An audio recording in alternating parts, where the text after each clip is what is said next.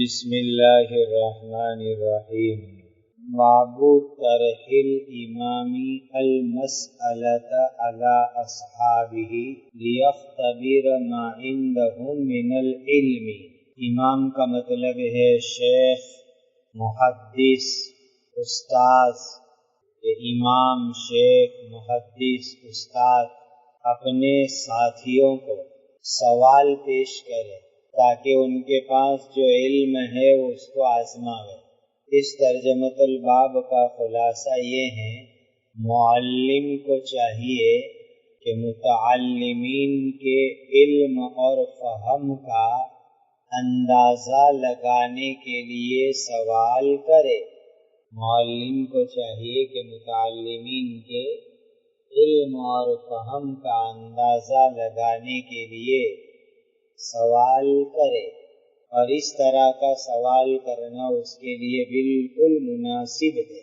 Number 2، معلم متعلم کو اگر سوال کرے گا تو اس سے متعلمین کا شوق بڑھے گا۔ نمبر 3، معلم متعلم کو سوال کرے گا تو متعلمین کی توجہ بڑھے گی۔ یہ تو سبق میں سوال بھی ہو جاتا ہے، ہم کو پچھلا سبق یاد ہے کہ نہیں، اس کا امتحان بھی تو ہو جاتا ہے، تو اسی لیے ان کا دھیان بڑھے گا، ان کی توجہ بڑھے گی۔ نمبر 4، استاد طلبہ سے درس میں غافل نہ رہے بلکہ طلبہ عزیز پر دھیان دے کہ وہ کتاب العلم پڑھ رہے ہیں یا کتاب النوم پڑھ رہے ہیں، اس سلسلے میں دھیان بھی دے۔ نمبر 4، سوال بالکل ہلکا پھلکا نہ ہوئے بلکہ دقیق سوال کرے، اس میں آزمائش ہوتی ہے۔ اب آپ جیسے ذی علم حضرات کو کوئی یوں پوچھے کہ بھئی اصحاب کس کی جمع ہے، یہ تو ہلکا پھلکا لائٹ عربی اول والوں کا سوال ہوا۔ آزمائش کب ہوگی؟ جب کوئی دقیق اور گہرا سوال درس کے متعلق کیا جائے۔ نمبر 5، جس سوال میں کوئی خاص مقصد نہ ہو ایسے سوال سے احتراز کیا جائے۔ نمبر 6، سوال کے ذریعے دوسروں کو چکر میں ڈالنا مقصود نہ ہو۔ ابو داؤد شریف میں آپ روایت پڑھیں گے، نبی کریم صلی اللہ علیہ وسلم نے اغلوطہ سے منع فرمایا، بے مقصد سوال، کسی کو چکر میں ڈالنے کے لیے سوال، یہ منع ہے، نبی کریم صلی اللہ علیہ وسلم نے منع فرمایا۔ نمبر 7، مسئول کو سوال کے ذریعے شرمندہ کرنا حرام ہے۔ بعض مرتبہ سوال کرنے کا مقصد ہے کہ مولانا آپ نے ٹوپی تو بہت اونچی پہنی ہے، سوال کا جواب تو آیا نہیں، اب مجمع عام میں مولانا بیچارے شرمندہ ہو گئے، تو شرمندہ کرنے کے لیے سوال کیا، یہ حرام ہے، ناجائز ہے یہ کرنا۔ اور 8ویں بات یہ ہے کہ بہتر سوال یہ ہے کہ اسی کے اندر جواب کی طرف اشارہ موجود ہو تاکہ سوال میں غور کر کے جواب دینا آسان ہو جائے۔ یہ بہترین سوال ہے کہ اس میں جواب کی طرف اشارہ موجود ہو۔ یہ سب مقاصد اس ترجمۃ الباب کے سمجھ میں آتے ہیں۔ جی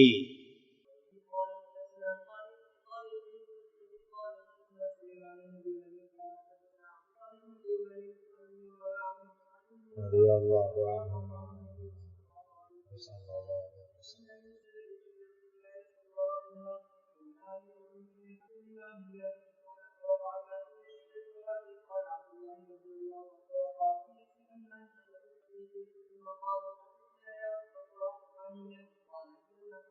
ابھی روایت ابھی اوپر ہو چکی ہے۔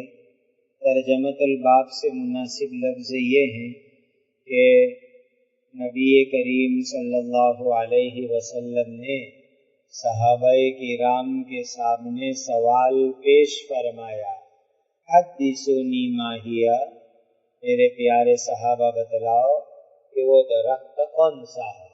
بس اس لفظ سے استدلال کیا کہ امام نے، شیخ نے اپنے اصحاب سے سوال کیا، اس مسئلے پر استدلال ہوا ہے۔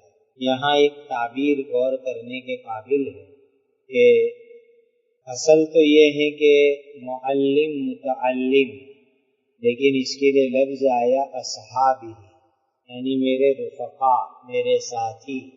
گویا کہ یہ استادوں کو ایک تنبیہ کی جا رہی ہے کہ اپنے ساتھ بیٹھنے والے، درس میں اپنے ساتھ شریک ہونے والوں کو اصحاب، ساتھی، اس طرح کے اچھے الفاظ سے یاد کرنا چاہیے۔ یہ ایک اچھی تعبیر ہے کہ ساتھی، اس طرح کے لفظ استعمال کیے جا رہے ہیں۔ جی، اب یہ ایک نیا ترجمۃ الباب لائے ہیں، وہ بھی اصطلاح کی وضاحت کے لیے۔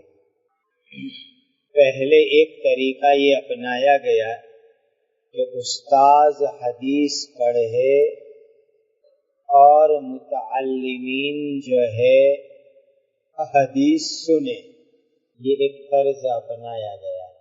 پھر آگے چل کر کے ایک دوسرا طرز آیا کہ متعلم پڑھے اور استاد سنے، یہ دوسرا طرز آیا۔ اب کوئی بھی نیا طرز آتا ہے تو چینی گوئیوں کے میزائل تو اس پر برستے ہی ہے، سوال، اشکال، اعتراض کی بارش ہوتی ہی ہے۔ تو اس پر سوالات کھڑے ہو گئے کہ بھئی یہ کیا طریقہ اپنایا؟ قدیم زمانے سے تو یہ طریقہ ہے کہ استاذ، محدث، شیخ، امام حدیث سناوے اور لوگ سنیں۔ یہ کیا ایک نئی ترتیب اپنا لی کہ استاد صاحب آرام سے بیٹھے ہیں، متعلم صاحب حدیث پڑھ رہے ہیں اور سنتے چلے جا رہے ہیں۔ اس پر چینی گوئیاں شروع ہوئی۔ تو امام بخاری رحمۃ اللہ علیہ اس ترجمۃ الباب کو قائم کر کے یہ وہم ختم کرنا چاہتے ہیں کہ استاد پڑھے، متعلمین سنے، متعلم پڑھے، استاد سنے اور دوسرے رفقا سنے، یہ دونوں شکل صحیح ہے، دونوں شکل میں کوئی حرج نہیں۔ اس طرح جو ہے حدیث شریف کی اشاعت، نشر، تبلیغ کی گنجائش ہے، اس میں کسی قسم کا اعتراض اور اشکال نہیں ہے۔ بحث اتنی ہے کہ اولا طریقہ کون سا؟ تو بعض حضرات یہ کہتے ہیں کہ استاد کا پڑھنا، متعلمین کا سننا، یہ اولا طریقہ ہے۔ استاد پڑھے، متعلمین سنیں، یہ اولا طریقہ ہے۔ دلیل کیا؟ کہ متعلمین پڑھیں گے تو عبارت میں غلطیاں کریں گے، استاد پڑھیں گے تو صحیح صحیح عبارت پڑھیں گے۔ اسی لیے حدیث شریف کو غلطی سے بچانے کے لیے بہتر طریقہ یہ ہے کہ استاد پڑھے اور متعلمین سن لے، یہی افضل طریقہ ہے۔ نمبر 2، بعض حضرات کی رائے یہ ہے کہ متعلم پڑھے، معلم سنے۔ کیوں؟ اس لیے کہ طالب علم و متعلم اگر غلطی کرے گا تو استاد صاحب اس کی اصلاح کر سکیں گے، اور استاد صاحب غلط پڑھیں گے تو کون اصلاح کرے گا؟ استاد بھی انسان ہے، غلطی کرتا ہے، اور اس کی غلطی کی اصلاح کون کرے گا؟ اس لیے بہتر یہ ہے کہ متعلم پڑھے، تاکہ متعلم اگر غلطی کرے تو استاد صاحب اس کی اصلاح کر لے۔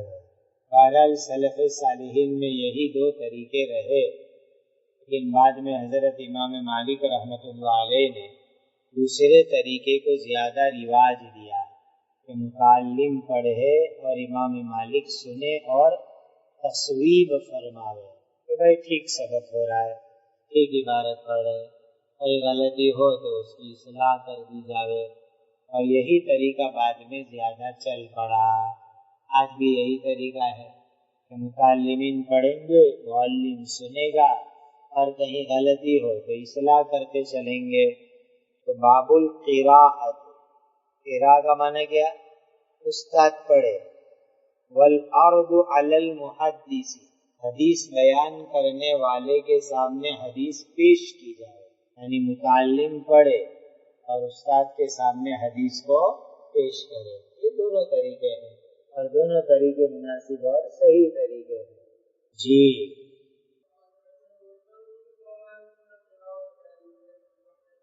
بس اب پہلی دلیل دیتے امام بخاری رحمۃ اللہ علیہ حضرت حسن بصری رحمۃ اللہ علیہ کا قول لائے، حضرت سفیان ثوری رحمۃ اللہ علیہ کی بات نقل کر رہے ہیں، اور حضرت امام مالک رحمۃ اللہ علیہ کا ارشاد عالی پیش فرما رہے ہیں، القراءۃ جائزۃ، کہ یہ تینوں بزرگوں نے محدث کے سامنے قراءت کو جائز قرار دیا ہے، یعنی قراءت الحدیثی، متعلم کا حدیث کی قراءت کرنا، علی المحدثی جائز ہے، یعنی متعلم محدث کے سامنے حدیث کی قراءت کرے، اس کو یہ تینوں بزرگوں نے جائز قرار دیا ہے۔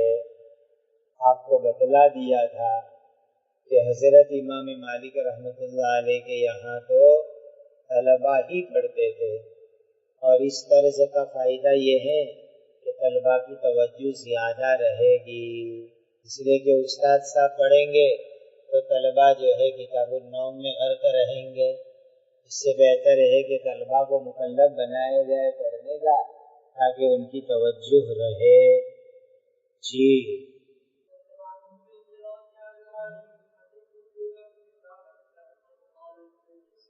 صلی اللہ علیہ وسلم۔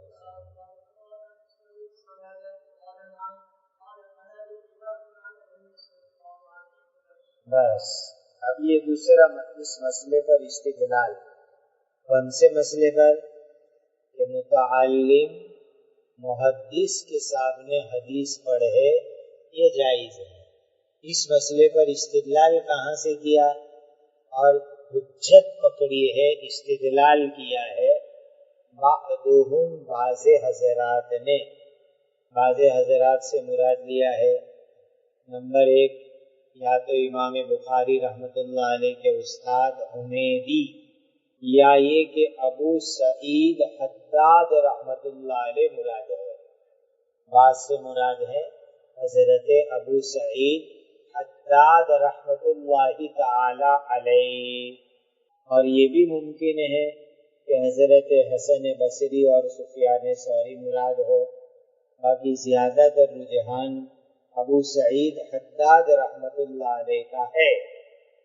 تو بعض حضرات نے اس مسئلے میں استدلال کیا ہے، کون سے مسئلے میں؟ کہ عالم اور محدث کے سامنے حدیث شریف کی قراءت کی جاوے، کہاں سے استدلال کیا؟ حضرت امام ابن ثعلبہ رضی اللہ تعالی عنہ کی حدیث سے، یہ حضرت امام ابن ثعلبہ کی حدیث ابھی نیچے تفصیل کے ساتھ آ رہی ہے، یہاں مجملاً اتنا سمجھو کہ حضرت نبی کریم صلی اللہ علیہ وسلم نے حضرت امام ابن ثعلبہ کی قوم کی طرف کچھ داعیوں کو بھیجا تھا، جماعت بھیجی حضور نے کہ جاؤ اور امام اور ابن ثعلبہ کی قوم کو ایمان کی دعوت دو۔ اب یہ داعی حضرت نبی کریم صلی اللہ علیہ وسلم کے بھیجے ہوئے تھے، نمائندے تھے، انہوں نے جا کر کے امام ابن ثعلبہ کی قوم کو ایمان کی دعوت دی اور اسلام کی تعلیمات پیش کی۔ تو اصل تو ان کے قبیلے کی طرف جانے والے تھے داعی لوگ، اور یہ داعی بھیجے تھے خود نبی کریم صلی اللہ علیہ وسلم نے۔ اب ان داعیوں نے جا کر کے امام ابن ثعلبہ کی قوم کو جو تعلیمات دی، انہوں نے وہ تعلیمات سنی، سیکھی، اور اس کے بعد حضرت امام ابن ثعلبہ باقاعدہ سفر کر کے مدینہ منورہ آئے، اور آ کر کے نبی کریم صلی اللہ علیہ وسلم کو وہ تمام باتیں پیش کر رہے ہیں کہ اے محمد صلی اللہ علیہ وسلم، آپ نے ہمارے خاندان میں داعی بھیجے تھے، آپ کے داعی نے آ کے یوں کہا، صحیح ہے جو داعی نے کہا وہ؟ اس نے فرمایا صحیح ہے۔ دیکھو کتنی پیاری ترتیب ہوئی، نبی کریم صلی اللہ علیہ وسلم نے داعی بھیجے حضرت امام ابن ثعلبہ کی قوم کے پاس، ان داعیوں نے جا کر لوگوں کو ایمان سمجھایا، اسلام سمجھایا، شریعت سمجھائی، انہوں نے قبول بھی کیا، اور جو ہے غالب یہی ہے کہ خود امام ابن ثعلبہ بھی ان داعیوں کی محنت سے مسلمان ہو گئے، کلمہ پڑھ لیا انہوں نے۔ پھر باقاعدہ سفر کر کے امام ابن ثعلبہ نبی کریم صلی اللہ علیہ وسلم کی خدمت اقدس میں حاضر ہوئے، اور آ کر کے یہ امام کیا کہہ رہے ہیں کہ اے محمد صلی اللہ علیہ وسلم، آپ نے داعی بھیجے تھے، ان داعیوں نے آپ کے لائے ہوئے دین کی یہ بات سنائی، کیا صحیح ہے؟ آپ صلی اللہ علیہ وسلم نے تصدیق فرمائی کہ صحیح ہے۔ اب دیکھو ترتیب کیا ہوئی کہ متعلم یعنی امام بات کو پیش کر رہے ہیں، اور نبی کریم صلی اللہ علیہ وسلم کیا کہہ رہے ہیں؟ ٹھیک ہے، جو انہوں نے سنایا وہ ٹھیک ہے۔ سمجھے بات کو؟ تو امام ابن ثعلبہ متعلم ہے، انہوں نے آ کر کے نبی کریم صلی اللہ علیہ وسلم کو داعیوں والی بات سنائی۔ یہ ہے عرض المتعلم علی المعلم۔ تو امام ابن ثعلبہ نے باتیں حضور کے سامنے پیش فرمائی، اور نبی کریم صلی اللہ علیہ وسلم نے کیا کیا؟ تصدیق فرمائی۔ یہ اس بات ہے اس مسئلے کے اوپر کہ متعلم معلم کے سامنے حدیث پیش کرے، معلم اس کی تصدیق کر دے تو اس کا اعتبار کیا جائے گا۔ اور اس سے حضرت امام کی اس واقعے سے معلوم ہوا کہ یہ بالکل صحیح کام ہے۔ انہو قال، امام ابن ثعلبہ نے نبی کریم صلی اللہ علیہ وسلم کو کہا، اللہ امرک ان نصلی الصلاۃ، کیا اللہ نے آپ کو حکم دیا ہے کہ ہم نماز پڑھیں؟ یہ ہے عرض متعلق علی المعلم۔ قال نعم، نبی کریم صلی اللہ علیہ وسلم نے تصدیق فرمایا، اللہ نے یہ حکم دیا۔ قال، استدلال کرنے والے کیا کہتے ہیں؟ فَهَذِهِ قِرَاءَةٌ عَلَى النَّبِيِّ صلی اللہ علیہ وسلم، گویا یہ قرات کی شکل ہو گئی نبی کریم صلی اللہ علیہ وسلم کے سامنے، تو متعلم نے معلم کے سامنے قرات کی۔ جی ہاں، پھر کیا ہوا؟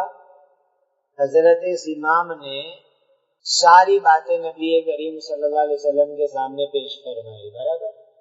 حضور نے تصدیق کری کہ میرے داعیوں نے تم کو جو کچھ سکھایا ہے بالکل صحیح سکھایا ہے، آپ نے تصدیق فرما دی۔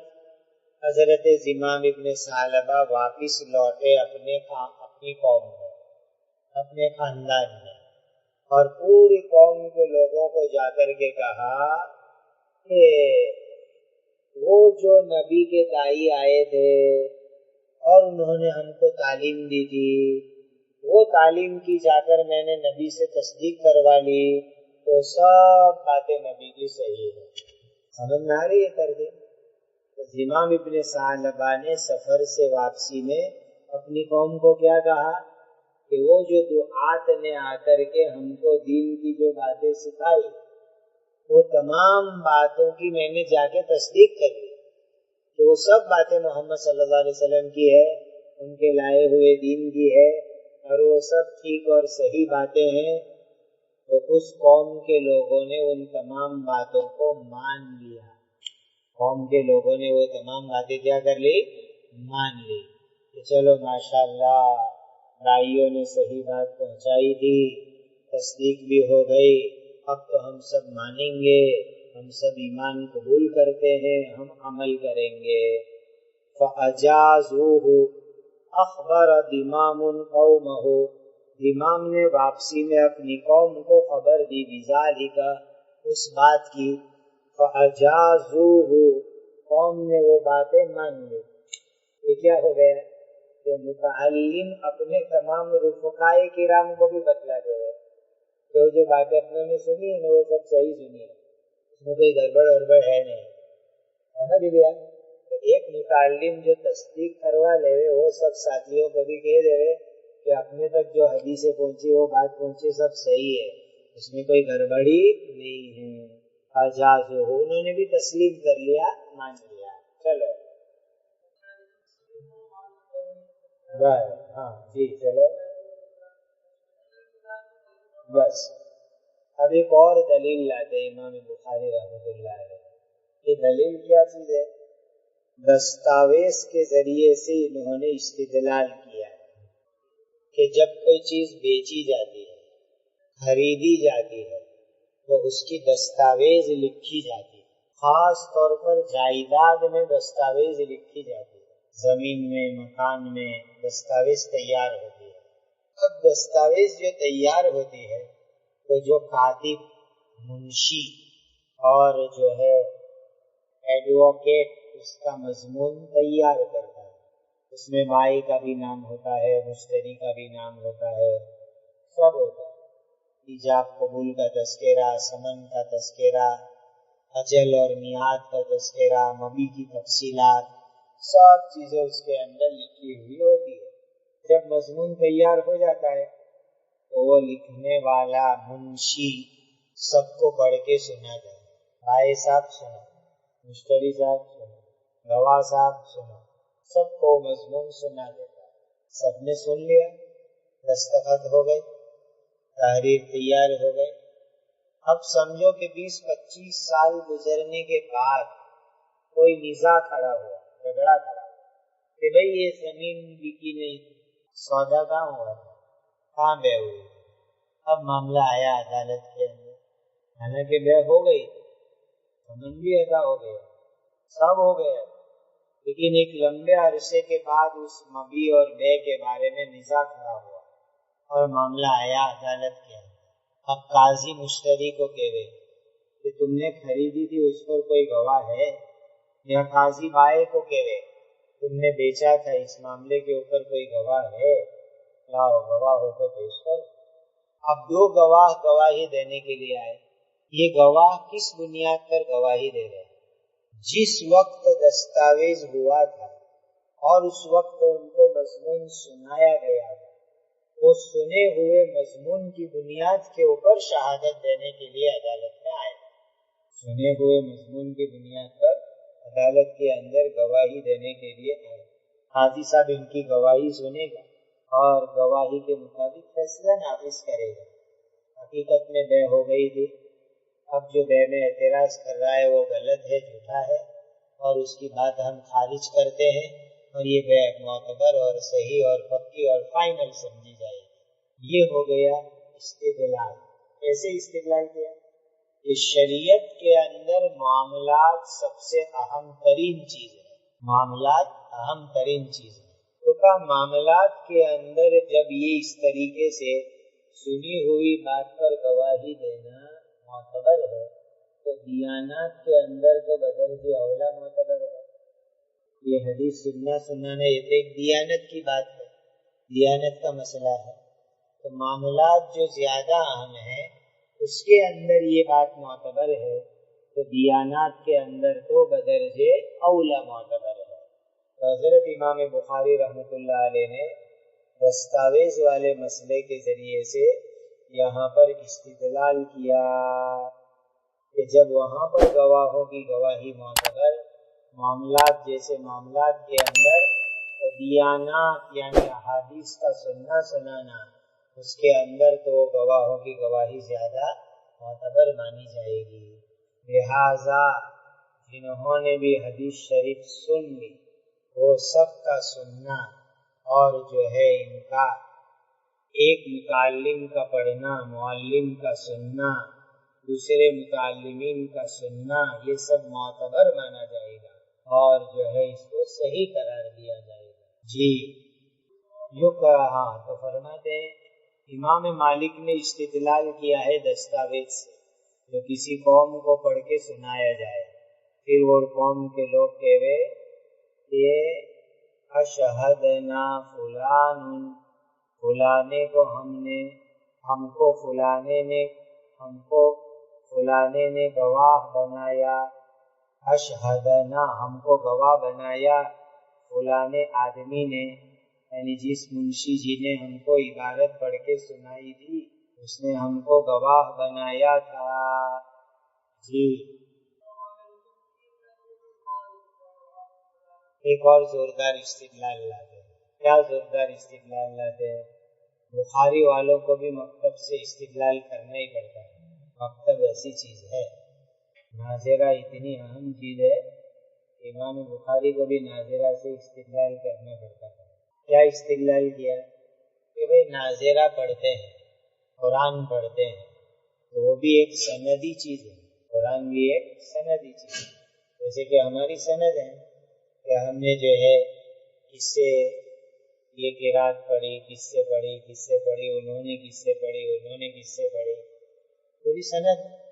جیسے حدیث کی سند ہوتی ہے، قرات کی بھی سند ہوتی ہے، تو ایک سندی چیز.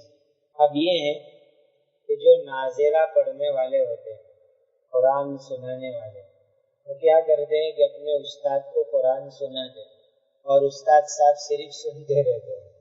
جہاں غلطی ہوئی وہاں بتلائیں گے یہ غلطی ہے، تنبیہ کریں گے. یہ ہے طریقہ.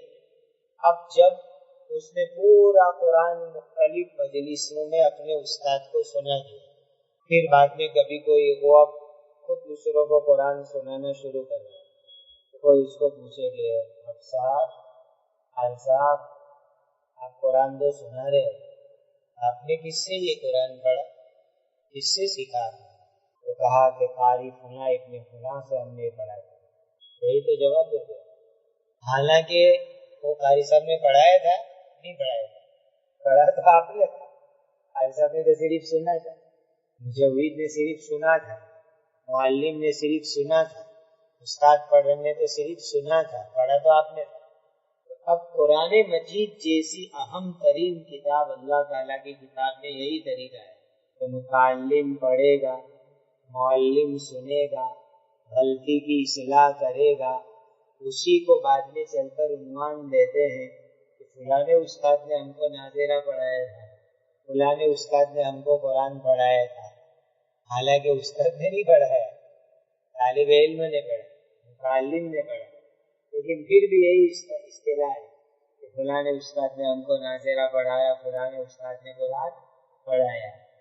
تو جب قرآن جیسی چیز کے اندر یہ استدلال معتبر ہے تو حدیث شریف کے اندر تو یہ چیز بدرجے اولا معتبر ہے. ایک آدمی حدیث پڑھتا جاوے اور استاد سنتے جاوے، کبھی غلطی ہوئے تو استاد تنبیہ کرتے جاوے، یہ بدرجے اولا معتبر مانا جائے گا. وَيُقْرَأُ عَلَى الْمُقْرِئِ، اور مقری کے سامنے پڑھا جاتا ہے. مقری کے معنی قرات پڑھانے والے، قرآن پڑھانے والے، ناظرہ پڑھانے والے، معلم. فَيَقُولُ الْقَارِئُ، اس سے ہمارے عرف کے قاری صاحب مراد نہیں یاد رکھنا، قاری سے مراد ہے متعلم. قاری کا مطلب کیا ہے یہاں پر؟ متعلم. فَيَقُولُ الْقَارِئُ، تو متعلم پڑھنے والا کہتا ہے اقرأنی فلان، مجھے تو فلاں قاری صاحب نے پڑھایا تھا. حالانکہ قاری صاحب نے نہیں پڑھایا، تم نے پڑھا تھا، لیکن پھر بھی کہو گے کیا؟ فلاں قاری صاحب نے ہم کو پڑھایا تھا. تو جب قرآن کے اندر یہ اصطلاح معتبر ہے تو حدیث شریف کے اندر تو بدرجہ اولا یہ چیز معتبر ہوگی. جی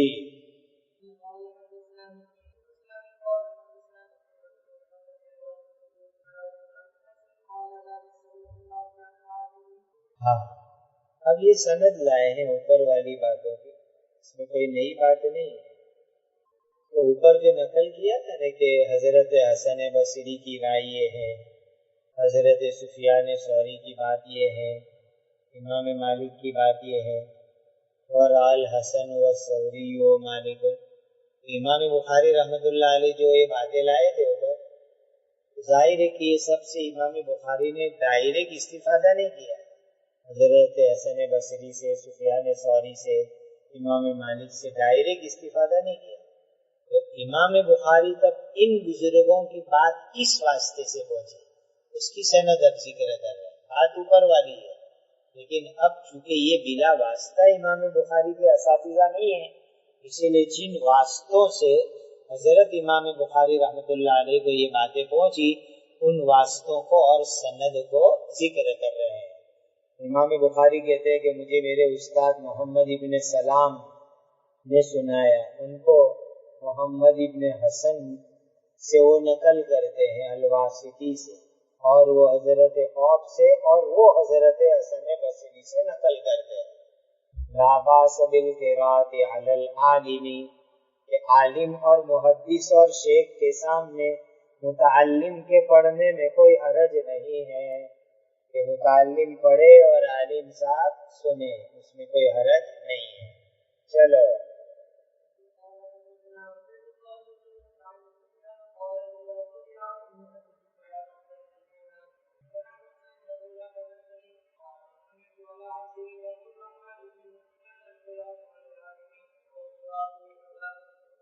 امام بخاری رحمۃ اللہ علیہ اپنے استاد عبید اللہ ابن موسیٰ سے نقل کرتے ہیں، اور وہ حضرت سفیان سے نقل کرتے ہیں کہ جب قرات کی جاوے محدث کے سامنے تو کوئی حرج نہیں ہے کہ وہ یوں کہے کہ حدثنی، کہ مجھے یہ بات سنائی، یعنی اخبرنی بھی کہہ سکتے ہیں، حدثنی بھی کہہ سکتے ہیں، سب باتیں کہہ سکتے ہیں، اس میں کوئی حرج نہیں ہے۔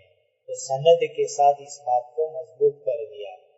وقال، پھر امام بخاری فرماتے ہیں میں نے ابو عاصم سے یہ سنا ہے کہ امام مالک اور حضرت سفیان رحمۃ اللہ علیہ فرماتے تھے کہ عالم کے سامنے پڑھنا اور عالم کا پڑھنا متعلمین کے سامنے دونوں برابر برابر ہے، کہ حضرت سفیان اور حضرت امام مالک دونوں کا یہ مقولہ ہے، دونوں کا یہ مسلک ہے کہ عالم شیخ محدث متعلمین کے سامنے پڑھے، وقراءتہ، تو متعلم شیخ محدث کے سامنے پڑھے یا شیخ اور محدث متعلم کے سامنے پڑھے، سواء، صحیح ہونے میں نقل میں دونوں برابر برابر ہے۔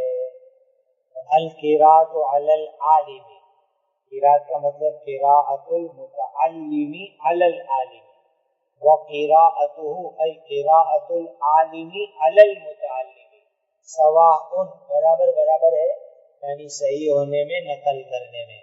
البتہ امام مالک رحمۃ اللہ علیہ قراءۃ المتعلم علی المعلم کو افضل قرار دیتے ہیں، لیکن یہاں ایک بات یاد رکھنا کہ امام بخاری رحمۃ اللہ علیہ نے جو فرمایا نا وَسَمِعْتُ أَبَا عاصم، اس میں ذرا سی کمی ہوئی ہے۔ کیا کمی ہوئی ہے؟ کہ ابو عاصم امام بخاری کے استاد نہیں ہے، ابو عاصم امام بخاری کے استاد نہیں ہے، اسی لیے سند میں انقطاع ہے، سند میں انقطاع ہے، یاد رکھنا یہاں پر۔ چلو بڑے ہیں، بڑوں کی بات ہے، باقی حقیقت بات یہ ہے کہ ابو عاصم امام بخاری کے استاد نہیں ہے، انقطاع ہے یا سند کے اندر۔ ایسے مواقع یاد رکھا کرو، کبھی ایسی چیزیں کام آتی ہیں۔ جی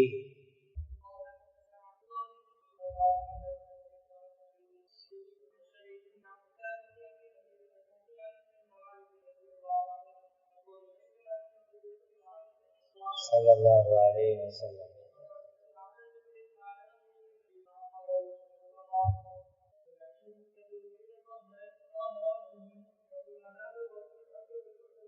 بس اس حدیث شریف کا ترجمۃ الباب سے ربط کیا۔ حضرت زمام ابن ثعلبہ پوچھنے گئے نبی کریم صلی اللہ علیہ وسلم کو، اور آپ صلی اللہ علیہ وسلم نے فرمایا ہاں میں نے یہ سب باتیں لے کر بھائیوں کو بھیجا تھا۔ تو حضرت زمام کا نبی کریم صلی اللہ علیہ وسلم کو پوچھنا اور آپ صلی اللہ علیہ وسلم کا اس کی تصدیق فرمانا، یہ ہو گیا قراءۃ المتعلم علی العالم، قراءۃ المتعلم علی العالم یا عرض المتعلم علی العالم، جو ترجمۃ الباب ہے اس سے جو ہے ربط ہو گیا۔ ابھی حضرت امام ابن ثعلبہ کی زوردار حدیث ہے، وہ سنتے جائیں۔ حدثنا عبداللہ ابن یوسف قال حدثنا لیث عن سعید المقبوری، کہتے ہیں کہ قبرستان کے قریب بھی ان کا مکان تھا، اس لیے ان کا نام مقبوری سے مشہور ہو گیا، قبرستان کے پاس میں رہتے تھے سعید بن المقبوری. اور اب تو زمانہ آ گیا لوگ قبرستان میں گھر بناتے ہیں. پہلے قبرستان کے قریب بناتے تھے، اب قبرستان میں گھر بناتے ہیں. کئی شہروں میں، ہمارے یہاں سورت میں پورے قبرستان مسلمانوں کی غفلت کی وجہ سے مقبوضہ ہو گئے. مسلمانوں نے دھیان نہیں دیا تو لوگوں نے قبرستان میں بنگلے بنا ڈالے، کالونیاں بنا ڈالے، گھر بنا ڈالے. سورت میں ایسے واقع ہیں اور جگہوں پر بھی. ان شریک ابن عبداللہ ابن ابی نمیر، یہ جو ہے نا شریک ابن عبداللہ بن ابی نمیر، ایک قول میں یہ صحابی ہے. بعض حضرات ان کے صحابی ہونے کے قائل ہیں، تو پھر اس سند میں دو صحابی ہو جائیں گے، شریک ابن عبداللہ بن ابی نمیر اور حضرت انس ابن مالک رضی اللہ تعالیٰ عنہ، دو صحابی سند میں ہو جائیں گے. انہو سمع انس ابن مالک رضی اللہ تعالیٰ عنہ، کہ انہوں نے حضرت انس ابن مالک رضی اللہ تعالیٰ عنہ کو ارشاد فرماتے ہوئے سنا.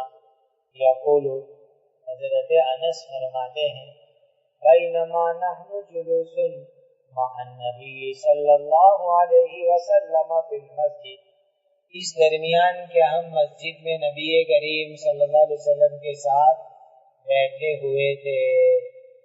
مسجد میں آپ صلی اللہ علیہ وسلم کی مجلس اقدس لگی ہوئی تھی. دخل رجل، ایک آدمی تشریف لائے، علی جمل، اونٹ پر، فاناخہ فی المسجد، اور آگے اونٹ کو مسجد میں بٹھا دیا. فاناخہ فی المسجد، آ کر اونٹ کو کہاں بٹھایا؟ مسجد میں. اس روایت سے مالکیہ نے استدلال کیا ہے ما یؤکل لحمہ کے بول کے پاک ہونے پر. زمام ابن ثعلبہ نے لا کر اونٹ کو کہاں بٹھایا؟ تو کہا مسجد میں. اب ظاہر ہے کہ اونٹ مسجد میں پیشاب بھی کرے گا، پاخانہ بھی کرے گا، لہذا اونٹ کا پیشاب پاک ہے تو ہی تو مسجد میں بٹھایا. اس پر مالکیہ نے استدلال کیا، لیکن استدلال غلط ہے. وجہ کیا؟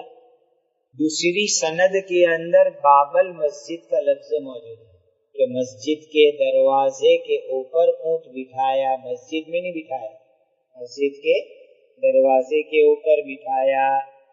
اور جو مسجد کے قریب میں آنگن ہوتا ہے، آنگن صحن والا حصہ، یعنی جو مسجد شرعی سے خارج ہوا ہے، وہاں کر کے انہوں نے اونٹ بٹھایا تھا، اس کو تعبیر کیا مسجد میں بٹھانا. اور یہی بات زیادہ عقل کے قریب ہے، اسی لیے کہ مسجد کے اندر گھاس پھوس کے تنکے لوگ گوارا نہیں کرتے. حدیث میں فضیلت آئی کہ بھائی مسجد میں سے اگر کسی نے گھاس کا تنکا بھی اٹھا لیا تو اس کے اعمال نامے کے اندر نیکی کے پلڑے میں رکھ کے اس کو تولا جائے گا. یہ آدمی کے لیے اجر کا ذریعہ بنے گا. مساجد کی صفائی کی تاکید آئی تو کیا اللہ کے نبی صلی اللہ علیہ وسلم مسجد میں اونٹ بیٹھنے دیں گے؟ جب مسجد کی صفائی کی اتنی تاکید ہے اور مسجد میں ایک کچرے کا تنکا کوئی اٹھاوے تو اس کے لیے فضیلت ہے کہ قیامت کے دن اس کے اعمال نامے میں نیکی کے پلڑے میں رکھ کے اس کو تولا جائے گا. تو ظاہر ہے کہ مسجد میں اونٹ بٹھانے کی تو کہاں اجازت دیں گے. اسی لیے معقول بات بھی یہی ہے کہ مسجد میں اونٹ نہیں بٹھایا، مسجد کے باہر صحن میں آنگن کے اندر اونٹ بٹھایا.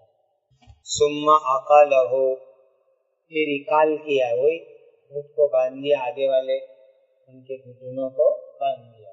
پہلے آپ کو بتلایا تھا کہ اسی وجہ سے اقال کو اقال کہتے ہیں کہ وہ اونٹ کے پیر کو لوگ باندھتے تو اونٹ کہیں بھاگ نہیں جا رہے. پھر امام آئے مسجد میں اور کہنے لگے، ثم قال لهم، صحابہ کرام کو کہنے لگے، ایکم محمد، تم میں محمد کون ہے؟ دیکھیے اس سے معلوم ہوتا ہے کہ حضرت نبی کریم صلی اللہ علیہ وسلم کا صحابہ کے ساتھ مجلس میں بیٹھنے کا انداز کوئی امتیازی انداز عام طور پر نہیں ہوا کرتا. اسی لیے تو باہر سے آنے والے کو پوچھنا پڑا، ایکم محمد، کہ تم میں محمد کون ہے. کوئی امتیازی شان سے آپ جلوہ افروز نہیں ہوتے تھے، اسی لیے پوچھ رہے ایکم محمد، کون ہے تمہارے اندر محمد. اب دیکھیے حضرت زمام مدینہ آنے کے بعد ایمان لائے، یہ بعض لوگوں کا قول ہے. وہ لوگ اس جملے سے استدلال کرتے ہیں کہ حضرت زمام اگر مومن ہوتے تو ایوکم محمد نہ پوچھتے، رسول اللہ پوچھتے، لیکن یہ استدلال مناسب نہیں ہے۔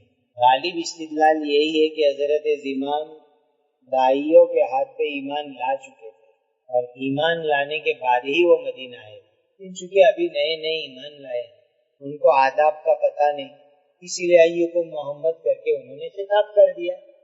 اتنے خطاب سے ابھی وہ ایمان والے نہیں ہیں، اس مسئلے کے اوپر استدلال کرنا مناسب نہیں ہے۔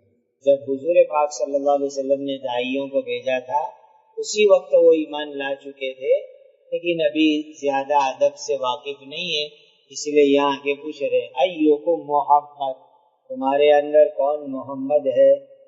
والنبی صلی اللہ علیہ وسلم متکئ بین ظہرانیہم، اور نبی کریم صلی اللہ علیہ وسلم صحابہ کے درمیان میں ٹیک لگا کر کے بیٹھے ہوئے تھے۔ دیکھو عام معمول ٹیک لگا کر بیٹھنے کا نہیں تھا، عام معمول ٹیک لگا کر بیٹھنے کا نہیں تھا، بڑھاپے کی وجہ سے، عمر کے تقاضے سے اس وقت آپ ٹیک لگا کر بیٹھے ہوئے تھے۔ ان کے درمیان کا کیا مطلب؟ صحابہ نے چاروں طرف سے نبی کریم صلی اللہ علیہ وسلم کو گھیر لیا تھا۔ اب باہر سے جو آدمی آئے گا اس کو مجمع میں بیٹھے ہوئے لوگوں کی پشت نظر آئے گی، باہر سے آنے والے کو مجمع میں بیٹھے ہوئے لوگوں کی پشت، جیسے کہ یہ اس وقت کا حلقہ ہے، تو ادھر سے باہر سے آئے گا تو وہ آپ کی پشت کی پہلے زیارت کرے گا، اس طریقے سے، اس لیے ظہرانیہم کا لفظ استعمال ہوا۔ جو چوکی بنائی گئی تھی نبی کریم صلی اللہ علیہ وسلم کے لیے وہاں آپ بیٹھے ہوئے تھے، معلومہ کہ چوکی بھی کوئی ایسی امتیازی شان بان کی نہیں تھی، تھوڑی سی ہلکی پھلکی اونچی مٹی کی۔ فقلنا، تو ہم نے کہا ھذا الرجل الابیض المتکئ، یہ شخص جو گورے ہیں تکیہ لگا کر بیٹھے ہیں یہ ہے محمد۔ زمام نے آگے پوچھا کون ہے محمد؟ صحابہ نے کہا یہ گورے سے جو بیٹھے ہیں نا ٹیک لگا کر، یہ ہے محمد صلی اللہ علیہ وسلم۔ یہ ابیض کہا گیا من وجہ، ورنہ شمائل شریف میں آپ پڑھو گے کہ آپ کی سفیدی میں سرخی ملی ہوئی تھی۔ فقال له الرجل، تو زمام کیا کہنے لگے؟ یا ابن عبد المطلب، اے عبد المطلب کے بیٹے، اے عبد المطلب کے بیٹے۔ اب سوال پیدا ہوتا ہے کہ زمام نے نبی کریم صلی اللہ علیہ وسلم کے لیے ابن عبد المطلب کا لفظ کیوں استعمال کیا ہے نا سوال، اس لیے کہ آپ کے دادا کا نام ہے یہ، تو پھر ابن عبد المطلب کیوں کہا دادا کی طرف نسبت کرتے ہوئے؟ نمبر 1 شہرت کی وجہ سے، کیونکہ دادا عبد المطلب عرب میں بڑے مشہور آدمی تھے، اور دادا جان مشہور ہو تو اسی کی طرف نسبت ہوتی ہے، باپ غیر مشہور ہے، دادا جان کی شہرت کی وجہ سے ان کی طرف نسبت کی۔ نمبر 2 والد بزرگوار کا انتقال ہو چکا تھا، والد بزرگوار کا انتقال ہو چکا تھا، اور دادا عبد المطلب تو جو ہے زیادہ شہرت پا سکے اور عبداللہ کو اتنی شہرت نہیں، آپ کے والد گرامی کو اتنی شہرت نہیں ہو سکی چونکہ ان کی کوئی بڑی عمر بھی نہیں ہوئی۔ دادا عبد المطلب جو عرب کے بڑے نامور تھے، اور خود نبی کریم صلی اللہ علیہ وسلم نے غزوہ حنین میں اپنے لیے لفظ استعمال فرمایا ہے، انا ابن عبد المطلب انا النبی لا کذب، انا ابن عبد المطلب، خود حضور نے یہ لفظ استعمال فرمایا، اسی لیے اس طرح نسبت کرنے میں کوئی قباحت نہیں ہے۔ معلوم ہوا کہ پوتے کی نسبت دادا کی طرف کرنا چاہے تو کر سکتے، اس میں کوئی قباحت نہیں ہے، یعنی ایک محاورہ ہے، یہ کوئی سرکاری کاروائی کا مسئلہ نہیں ہے، کوئی سرکاری کاروائی کرنی ہے تو باپ کا نام آوے نے یہ نہیں آوے نے وہ نہیں آوے، اس طرح بھی بول لیتے ہیں۔ فقال له النبی صلی اللہ علیہ وسلم قد اجبتک، کیا مطلب؟ نمبر 1 میں نے تیری بات سن لی ہے، اے زمام میں نے تیری بات سن لی ہے، میں حاضر ہوں، کہو کیا کہنا ہے۔ عجب تو کا کیا مانا؟ میں نے تمہاری بات سن لی، میں حاضر ہوں، کہو کیا کہنا ہے۔ دوسرا مطلب میں جواب دے رہا ہوں، میں جواب تم کو دے رہا ہوں، انشاء میں جواب تم کو دے رہا ہوں۔ نمبر 3، نعم کے بجائے نبی کریم صلی اللہ علیہ وسلم نے قد عجبتک یہ پورا جملہ ارشاد فرمایا۔ حالانکہ یہ صرف نعم بولنا کافی تھا، لیکن آپ صلی اللہ علیہ وسلم نے پورا جملہ قد عجبتک ارشاد فرمایا۔ چوتھا مطلب زمام میرے صحابہ نے تم کو بتلائی تو دیا کہ میں یہاں ہوں، قد عجبتک میرے صحابہ نے تم کو بتلائی دیا کہ میں یہاں پر موجود ہوں۔ یہ سب مطلب ہے قد عجبتک کے۔ فقال الرجل فقال له الرجل، اس زمام نے نبی کریم صلی اللہ علیہ وسلم کو کہا۔ اب یہاں ایک بات سمجھو، ایک نازک مسئلہ ہے، زمام کی آمد کب ہوئی اور مسجد سے کیا مراد، اس کو طے کرنا بہت مشکل ہے۔ حضرت الاستاد مفتی سعید صاحب نور اللہ مرکزہ فرماتے ہیں کہ ہو سکتا ہے کہ زمام کی آمد جعرانہ میں ہوئی ہے، مقام جعرانہ میں۔ غزوہ حنین کے بعد نبی کریم صلی اللہ علیہ وسلم نے مقام جعرانہ سے عمرے کا احرام باندھا تھا، حنین کے اموال کی تقسیم وہاں پر کی تھی۔ تو حضور جب جعرانہ میں مقیم تھے حنین کے واقعے کے بعد، ہو سکتا ہے وہاں جعرانہ میں زمام کی آمد ہوئی ہو۔